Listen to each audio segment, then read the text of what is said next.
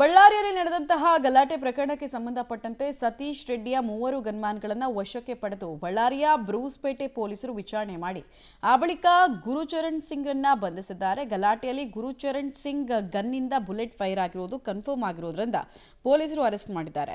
ಪಂಜಾಬ್ ಮೂಲದ gunman Gurucharan Singh ಗನ್ನಿಂದಲೇ fire ಆದ bullet ತಗುಲಿ ಕಾಂಗ್ರೆಸ್ ಕಾರ್ಯಕರ್ತ ರಾಜಶೇಖರ್ ಮೃತಪಟ್ಟಿದ್ದ. ಭಾನುವಾರ ಗುರುಚರಣ್ ಸಿಂಗ್ ಬಳಸ್ತಾ ಇದ್ದ ಗನ್ನ ಬುಲೆಟ್ ಕಾರ್ಟ್ರಿಜ್ ವಶಕ್ಕೆ ಪಡೆದಿದ್ರು. ಎಸ್ಪಿ ಕಚೇರಿಗೆ ಕರೆತಂದು ಅಲ್ಲಿ ಕಣ್ಣು ಪರೀಕ್ಷೆ ಮಾಡಿಸಿ ಬಳ್ಳಾರಿಯ ವಿಮ್ಸ್ನಲ್ಲಿ ಮೆಡಿಕಲ್ ಟೆಸ್ಟ್ ಮಾಡಿಸಿ ನ್ಯಾಯಾಧೀಶರ ಮುಂದೆ ಹಾಜರುಪಡಿಸಿ ನ್ಯಾಯಾಂಗ ಬಂಧನಕ್ಕೆ ಒಪ್ಪಿಸಲಾಯಿತು. ಇನ್ನು ಬಂಧಿತ ಗನ್ಮ್ಯಾನ್ ಗುರುಚರಣ್ ಸಿಂಗ್ ಹಿನ್ನೆಲೆಯನ್ನ ಪೊಲೀಸರು ಕಲೆ ಹಾಕೋದಕ್ಕೆ ಮುಂದಾಗಿದ್ದಾರೆ.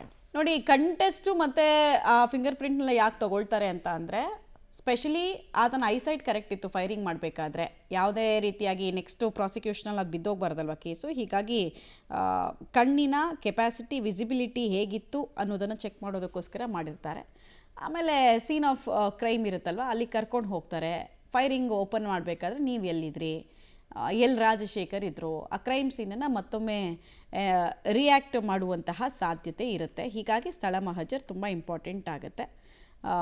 ಎಲ್ರಿಗೂ ಇದ್ದಂತಹ ಒಂದೇ ಒಂದು ಪ್ರಶ್ನೆ, ಹೇಗೆ ರಾಜಶೇಖರ್, ಯಾಕಂದರೆ ರಾಜಶೇಖರ್ ಇದ್ದಿದ್ದು ಕೂಡ ಯಾವ ಕಡೆ ಬದಿಯಲ್ಲಿ, ಸತೀಶ್ ರೆಡ್ಡಿ ಆಪ್ತ ಬೆಂಬಲಿಗರು ಇದ್ದಂತಹ ಬದಿಯಲ್ಲೇ, ಆದರೂ ರಾಜಶೇಖರ್ಗೆ ಹೇಗೆ ಗನ್ನಿನ ಬುಲೆಟ್ಸ್ ತೆಗಲ್ತು ಅನ್ನುವಂತಹ ಒಂದು ಪ್ರಶ್ನೆ ಇತ್ತು. ಸೊ ಈಗ ಫೈನಲಿ ಉತ್ತರ ಸಿಗ್ತಾ ಇದೆ. ಇನ್ನಷ್ಟು ಡೀಟೇಲ್ಡಾಗಿ ಇನ್ವೆಸ್ಟಿಗೇಷನಲ್ಲಿ ಗೊತ್ತಾಗುತ್ತೆ ಯಾವ ಕಾರಣಕ್ಕೆ ರಾಜಶೇಖರ್ಗೆ ಬುಲೆಟ್ ಬಿತ್ತು ಅನ್ನೋದು.